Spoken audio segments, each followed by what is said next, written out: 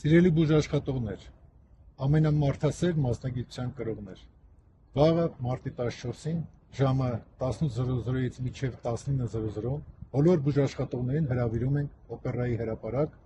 մեծ հայրենասեր բարերար Ռուբեն Վարդանյանին համերաշխության ուղերձ հղելու նպատակով։ Ինչպես գիտեք, նա տևական ժամանակ անարդարացիորեն գտնվում է Բաքվի բանտում եւ արդեն 23 օր է հացադուլի պայմաններում։ Իսկ հայտնի է, որ երկարատև հացադուլը առաջացնում է անդառնալի հետևանքներ։ Հավաքի նպատակն է բացի վերոնշյալից խնդրել Ռուբեն Կարլենի Վարդանյանին դադարեցնելու հացադուլը։